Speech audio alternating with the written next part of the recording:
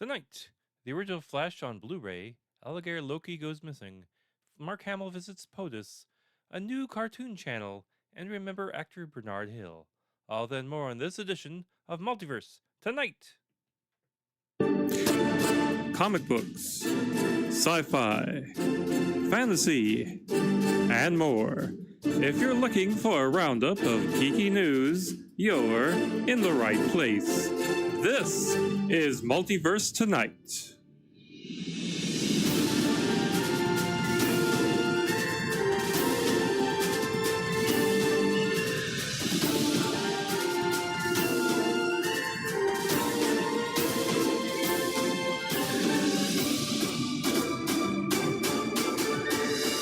And here's your host, Thomas Townley.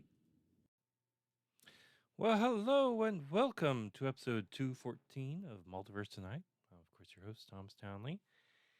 And it's looking to be another stormy day here in Kansas. In fact, it's we're getting to a PDS, pretty darn scary storm today. Yeah, just great. I'm on vacation and we're gonna get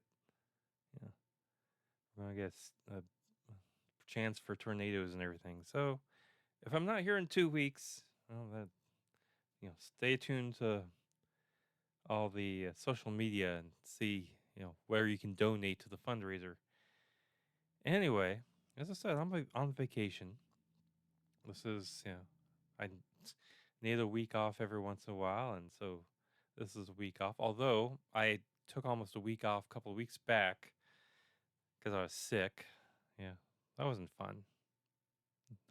Being sick isn't fun. Anyway, let's get on with the DC Comics news. And this will be a quick show, by the way, because there's just not a lot going on at the moment. Anyway.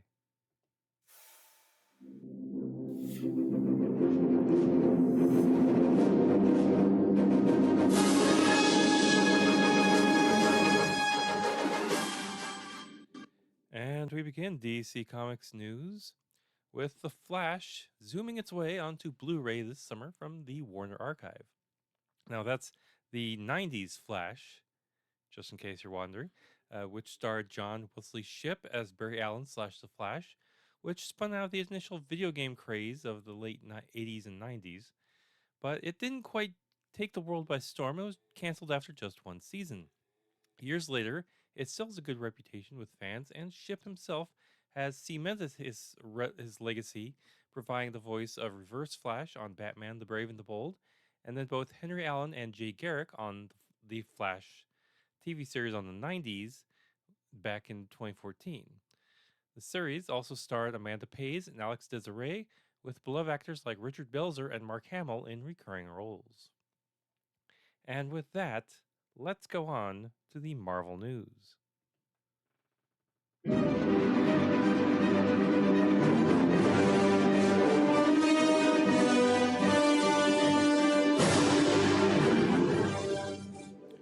And Marvel news begins today with two of Sony's upcoming potential blockbusters having officially been delayed. The studio confirmed that the Sony Spider-Man Universe installment of Kraven the Hunter has been delayed to Friday the 13th of December.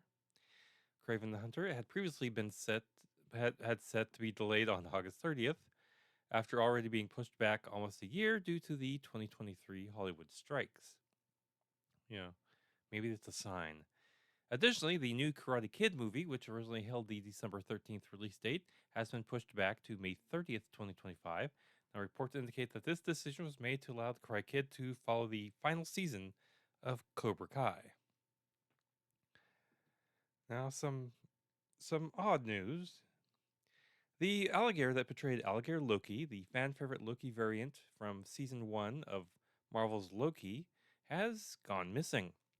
The animal actor, known as Wally the emotional support alligator, was reportedly kidnapped from his handler, Joey Henney, secure enclosure while Henney was out fishing with friends in Brunswick, Georgia on April 21st, according to Southern Living. According to the social media post, the kidnapper was some jerk who likes to drop alligators into someone's yard to terrorize them. From there, the story gets even stranger. The government agency meant to handle orphaned and or injured animals sent a trapper out to the property where Wally had been dropped off. The trapper caught Wally, but then dropped him off with a bunch of other gators into a local swamp. Now, this may not seem like a dire situation to most onlookers, but apparently it's not a very good situation for an emotional support animal like Wally to be in. According to a post from the Wally Gator account, the trapper said the chances of them finding Wally is slim to none, as there's difficulty even finding where to start. Quote, "We have been unsuccessful in getting specific information about a location to begin a search. Even the original swamp, we were told, is so large it would take months with an army to search. Thanks for all your continued support, tips, and suggestions and prayers. All of these are more appreciated than you know." Unquote. Joey Henney has been appealing to Wally's fans and Good Samaritans alike, pleading for help in finding his beloved friends. A recent Wally Gator TikTok post, Henney pleaded, quote, "We need all the help we can get to bring my baby back. There's a reward out for Wally's return safely with no questions asked. Please help us, please." Unquote. Now, one of the latest posts, as of the time of this show, reveals that the calls for help may have gotten too much of a response. While the location where Wally has been released has been identified, the swamp, again, is very large, and there are all kinds of legalities popping up when it comes to who can venture into the swamp and attempt to trap an alligator. Quote, "The trapper told her," the caller who reported Wally in her yard, "at that time his plan was to put Wally somewhere in the Okefenokee swamp.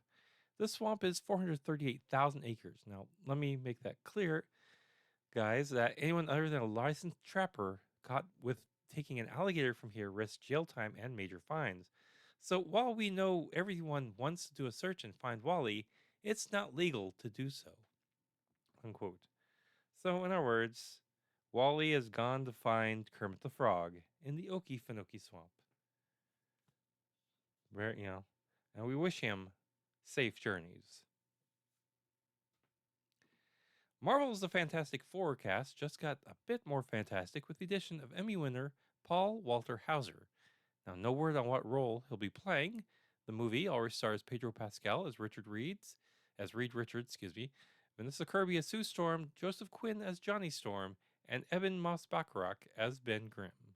Matt Shackman will be directing the Fantastic Four from a screenplay by Josh Friedman, Jeff Kaplan, and Ian Springer, and this movie is slated to open July 25th, 2025.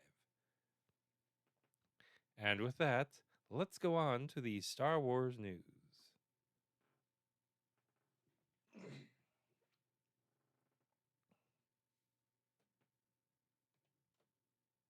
Roger, Roger. Star Wars news begins with Mark Hamill taking the podium in the White House press briefing room on May the 3rd. He told the Associated Press there, quote, "How many of you had heard Mark Hamill will lead the press briefing on your bingo cards?" Unquote. The Star Wars icon joked as he took the podium at the White House, quote, "Yeah, me either." Now, it's not such a far-fetched idea, however, once one considers the date of May the 3rd, which was the weekday before May the 4th. Also, anyone who follows the quick-witted Hamill on social media knows he's a staunch Democrat. With his support, Hamill got to meet with President Biden before the press briefing, and, well, Hamill noted that he had visited the White House during the terms of both Jimmy Carter and Barack Obama, quote, "I was never invited into the Oval Office," unquote. Now, it sounds like he finally checked that one off his bucket list. Quote, "I only expected to be there for like 5 minutes," Hamill said, "but he showed us all these photographs. It was really amazing to me," unquote. Now, what's more, Hamill entered the briefing room wearing aviators that he said President Biden had just gifted him. Now, Biden has a habit of gifting his signature dark Brandon glasses to visiting celebrities like Chris Evans. Appreciative Hamill said that he loves the merch. The actor, as it turns out, gave something to the president as well. Quote, "I asked him what I should call him, and he said, 'You can call me Joe.' I said, 'Can I call you Joby-Wan Kenobi?' He liked that," unquote. The Mandalorian is getting a board game. Asmodee's Unexpected Games has announced that The Mandalorian Adventures, a new card-based board game designed by one of the designers of Star Wars Imperial Assault and several other Star Wars games, published by Fantastic Flight Games. The new game is based on the first season of The Mandalorian, from which stars Pedro Pascal. The game, which will include missions pulled from the first season, will allow players to control 8 characters over the course of linked story missions. The Mandalorian Adventures also includes multiple game modes, one of which will include a trader mechanic. At the start of these missions, each player is given a card which says where they're working for or against the Mandalorian. Players can choose which and how to betray the Mandalorian over the course of the game, leading to more tension at the game table. While Din Djarin and Grogu have appeared in several tabletop Star Wars games, most notably Shatterpoint and Legion, this marks the first time that a game aimed at non-casual fans has been produced solely focusing on the popular Star Wars character. The Mandalorian Adventures will be released on August 2nd, 2024, and will cost $49.99 American. Now let's go on to the Star Trek news. Pinewood Toronto Studios has rechristened one of its filming spaces in Star Trek's honor. The Pinewood Group announced this past week that the soundstage has been renamed the Star Trek Stage to celebrate it being one of the Star Trek's longest-running film locations. The 800 square foot stage at Pinewood Toronto Studios has been the home of some of Star Trek Discovery since January 2017. Star Trek the stage now known as Star Trek the Stage, was used for housing the Ready Room and for International Federation headquarters most recently. Star Trek Discovery also used the 45,900 square foot mega stage and stages 7, 9, and 12 at the studio, as well as the production facilities and workshops. Alex Kurtzman, executive producer of the Star Trek franchise, in a press release said, quote, Pinewood Toronto Studios has become a second home for our Star Trek family, and we're grateful that they've named a studio in honor of the franchise. In addition to the amazing sound stage, we've benefited from working with the talented artists in front of the camera and behind the scenes, and look forward to our partnership with Toronto on further series, unquote. Sarah Farrell, general manager of Pinewood Toronto Studios, added, quote, we are so delighted to have hosted Star Trek Discovery over 5 seasons and the recently wrapped Star Trek Section 31 movie, and to celebrate the long-standing relationship with the franchise on our own Star Trek stage. We look forward to welcoming many more productions to come, unquote. Now let's go on to the geek news.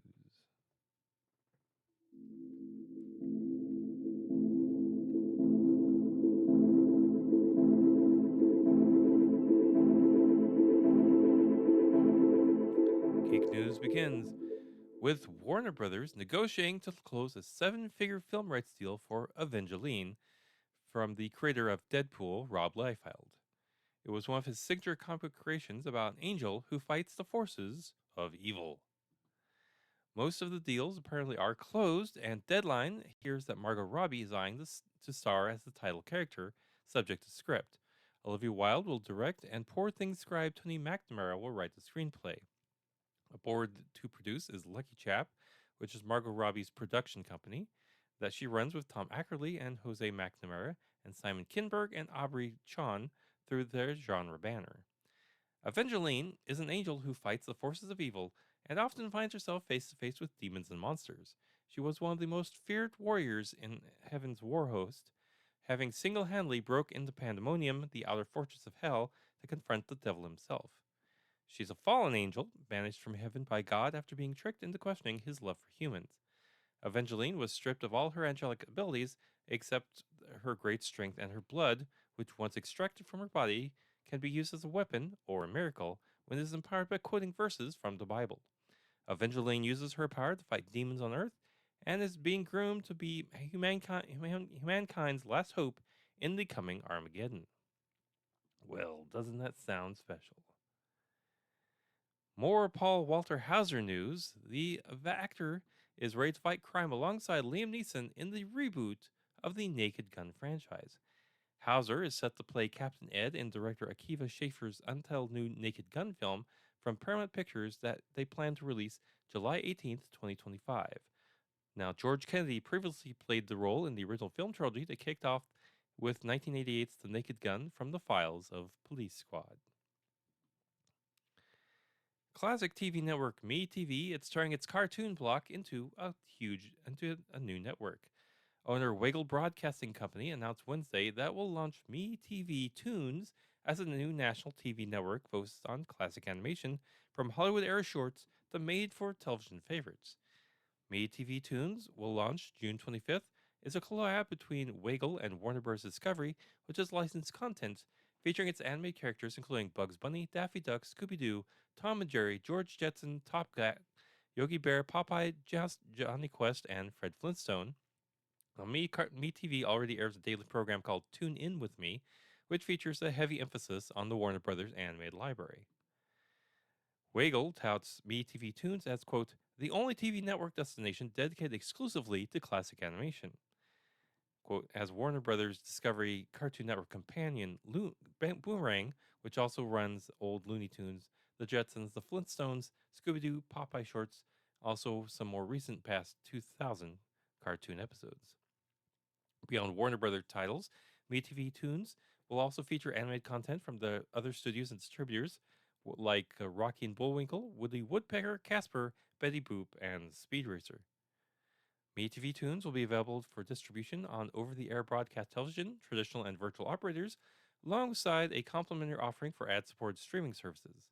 Besides MeTV and MeTV Toons, other Waggle networks include Heroes and Icons, Start TV, Catchy Comedy, Movies, Story Television, Dabble, and MeTV Plus. So, are you ready to get some new animated TV on TV? Yeah. I like the Boomerang Network to a point, and then, the content started to shift, and well, anyway. The long-awaited live-action Masters of the Universe movie is one step closer to becoming reality, with Amazon MGM Studios and Mattel Films dating the project for worldwide theatrical release on June 5th, 2026. Travis Knight, known for Kubo and the Two Strings and Bumblebee, is on board to direct, with Chris Butler writing the screenplay following initial drafts written by David Callum and Aaron and Adam Nee. Michelle Films' Robin Brenner, escape artist Todd Black, Jason Blumenthal, and Steve Tisch are producing. According to the official synopsis, Masters of the Universe introduces a 10-year-old Prince Adam who crashed to Earth in a spaceship and was separated from his magical power sword, his only link to his home on Eternia. After tracking it down almost 2 decades later, Prince Adam is whisked back across space to defend his home planet against the evil forces of Skeletor. But to defeat such a powerful villain, Prince Adam will first need to uncover the mysteries of his past and become He-Man, the most powerful man in the universe. Well, that sounds all well and good, I guess. I guess we'll just have to see. Can they find the right actor? Is this is an origin story what people really want to see? Yeah, it's all up in the air. Anyway, finally, today, actor Bernard Hill died early on Sunday morning. His agent Lou Colson confirmed. There's no cause to why he passed away.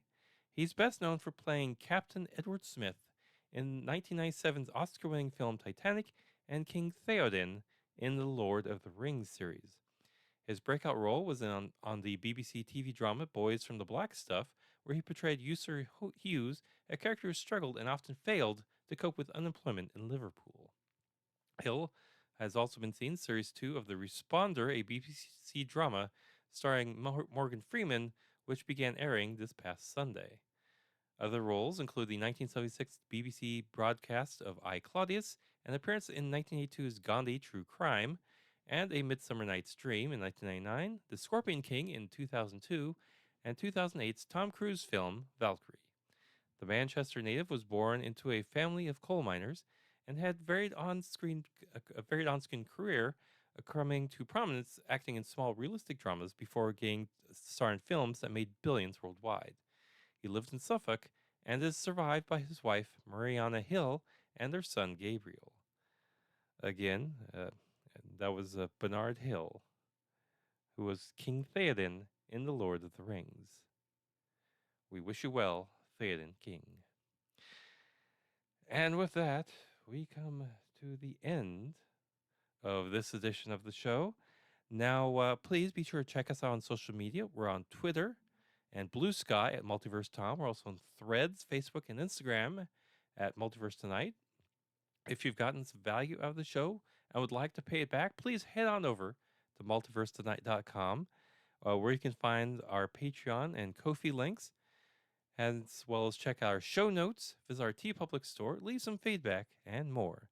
And if you're listening to the first time or watching for the first time over on Twitch and now Kick, thank you very much. Please hit that subscribe button, share us with others.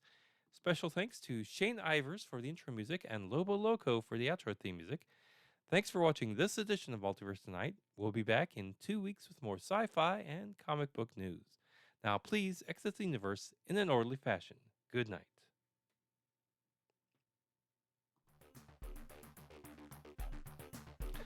Multiverse Tonight is a production of Half-Baked Genre Productions. Copyright 2024. All rights reserved. This podcast is part of the Pop Goes the Culture podcast network. Find out more about our other podcasts at popgoestheculture.com.